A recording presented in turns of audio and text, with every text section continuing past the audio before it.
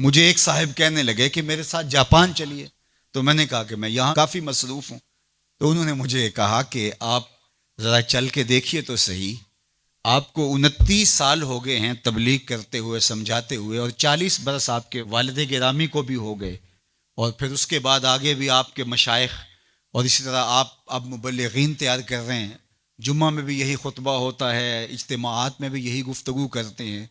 तो आप जो तबलीग कर रहे हैं और लोगों को ये बता रहे हैं, ये कोई मेरा फ़लसफ़ा नहीं है, तो मैं आपको जिसका पाबंद बनाना चाहता हूँ, ये तुम्हारे रसूल की सुन्नत है।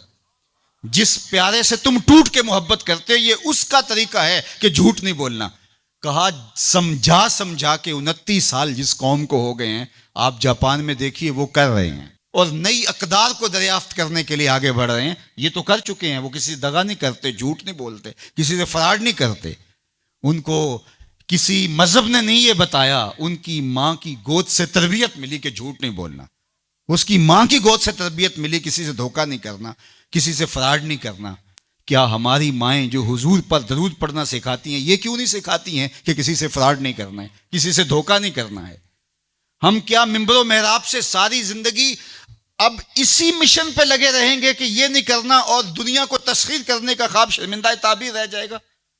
यार, जब बच्चा होता है कच्ची क्लास के अंदर, तो उसको पूरने डाल के दिए जाते हैं, आपको अगर याद हो तो, और उसके ऊपर वो लफ्ज लिखता है, और वो मैट्रिक तक चला जाए, अभी तक पूरने ही जो है उसको डाल के देने पड़े, तो फिर वो किस तरह मास्टर करेगा? यार, अभी तक हम सच बोलने के आदी नहीं हुए।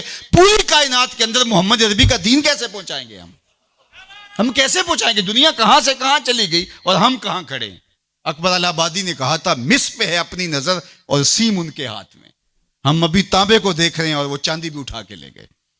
अब वो कायनात को तस्सीर करने जा रहे हैं, और हमारा भी ये मरहला तय नहीं हुआ कि हमसाए को तंग नहीं करना चाहिए। हमारा ये मरहला तय नहीं हुआ कि किसी को तकलीफ नहीं देनी चाहिए। इंसानी सोसाइटी, इंसानी मुआशरत के खदो खाल हैं वाज़े, और इस्लाम ना भी हो तो कुफर के मुआशरों के अंदर भी ये पाया जा रहा है कि हमसाए को तकलीफ नहीं देनी, किसी को दुख नहीं देना, फ्रॉड नहीं करना, झूठ नहीं बोलना, 2 नंबर चीज़ नहीं बेचनी। और हम क्या हैं? हम तो दवाइयों के अंदर भी मिलावट कर लेते हैं, और मुसलमान हम हैं। जैसे हम आशिक रसूल ऐसे ज़माने में कोई नहीं, और जो जान बचाने वाली दवाइयां हैं उनके अंदर भी हम मिलावट करते हैं। हमें शर्म आनी चाहिए। हम खड़े कहाँ हैं? दिल मुसलमान है तेरा ना मेरा, तू भी नमाजी मैं भी नमाजी, पढ़े जाए नमाजें, ये टकरे हैं और कुछ नहीं है। हमारा दीन हमको एक ऐसी पाकीज़ा जिंदगी गुजारने की तलकीन करता है। यार, हमारे सामने हुजूर का नक्शा हो, हमारे सामने हुजूर की तालीमात हो, इतना नूर बरस रहा हो उनकी सीरत के अनवार का, और फिर भी हम अपनी जिंदगी जो है वो दुरुस्ती ना कर पाएं, तो फिर क्या सारी जिंदगी हम यही काम करते रहेंगे? सारी जिंदगी यही कहते रहेंगे कि झूठ नहीं बोलना, झूठ नहीं बोलना, कहते रहेंगे हम, इससे इनकार नहीं है। लेकिन कायनात को तस्खीर कैसे करेंगे जब इस मरहले से नहीं निकलेंगे? तो मेरी आरज़ू ये है कि देखो, मैंने अपनी कब्र में जाना है, आपने अपनी लहद में उतरना है। मैं और आप अपने आप को ये मत समझिए कि वो संवरेगा तो मुआशरा ठीक होगा। मुआशरा ठीक हो ना हो, मुझे ठीक होना है।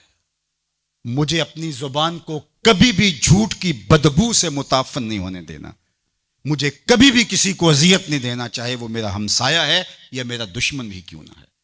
मुझे किसी के लिए गलत नहीं सोचना है, और किसी को नुकसान पहुंचाने की मंसूबाबंदी की दूर की बात है। वसवसा भी आए किसी को नुकसान पहुंचाने का, तो उसकी भी नफ़ी करनी है, क्योंकि मैं उस आका का गुलाम हूं जो रहमतुल लिल आलमीन है।